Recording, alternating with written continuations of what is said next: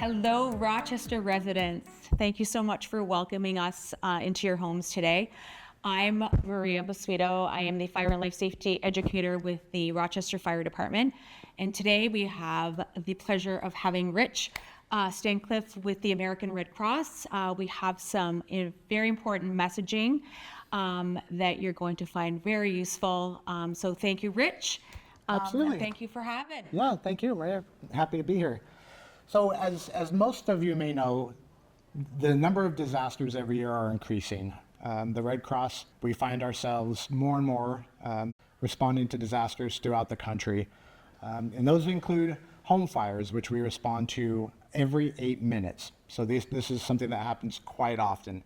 The main thing that I want to talk about today is what to expect and how to prepare in case some type of a disaster does happen to you in your home or in your community.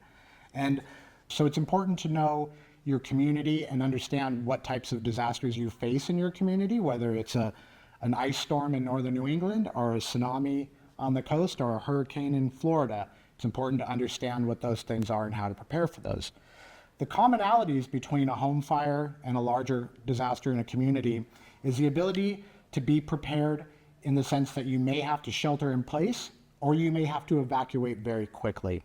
And so the consideration for those types of things is going to be, what are you going to need to survive in your home without any assistance or electricity for at least 3 days, and the ability to evacuate your home and go to some safe place, knowing where that safe place is, and what are the things that you're going to need to do and have with you in that event. So if you're going to be sheltering at home, if you have, say, an ice storm that knocks out your power and you're unable to leave your home, you're going to want to make sure that you have a supply of water, because you may or may not have water if your electricity goes out. You're going to want to make sure you have non-perishable foods for at least 3 days. You're going to want to make sure you have backup medication for yourself and for your pets.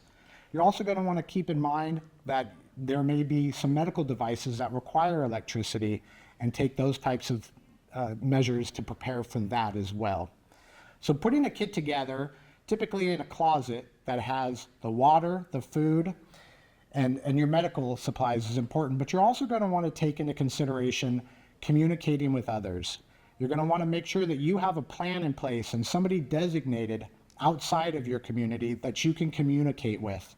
For example, my 2 sons live in California, and if there is a disaster that happens in my community and I'm unable to make contact with a lot of different people, I have the ability to just get a hold of one of them, and they have all the important phone numbers for my loved ones. They know to communicate with all of my loved ones what my status is. They also have a list of any types of medications that I might be on, and they know what those prescription numbers are so that they can assist if a reunification is necessary.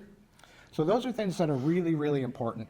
You can also buy fireproof folders to keep in your closet. They're very inexpensive, and it's important to keep all of your important documentations in something like that, whether it's the deed to your home, whether it's your rental insurance or your homeowner's insurance.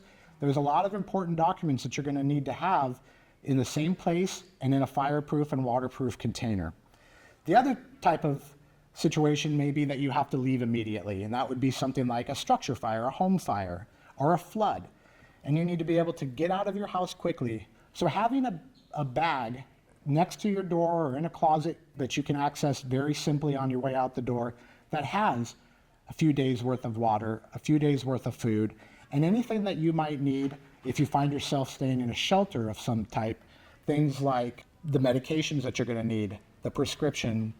And it doesn't have to be a lot, just a bag of things that are really important to you, and things like your homeowner's insurance and your renter's insurance. That way, when you do leave, you have that ability to give that information to the recovery people that are going to be working with you. Sounds great. It's actually almost similar to having the file of life form that we suggest that all residents have on your refrigerator that has all of your medical information. And we know that in the event of an emergency or an evacuation, seconds matter. So having that type of information readily available when you're walking out that door would definitely make a difference. So thank you for sharing that. Absolutely. Sometimes the most important thing you can do to prepare for a disaster is to just think about it. just think about, what would I do if I found myself stuck here for several days? What would I do if I had to grab one thing and leave my house in a very short amount of time?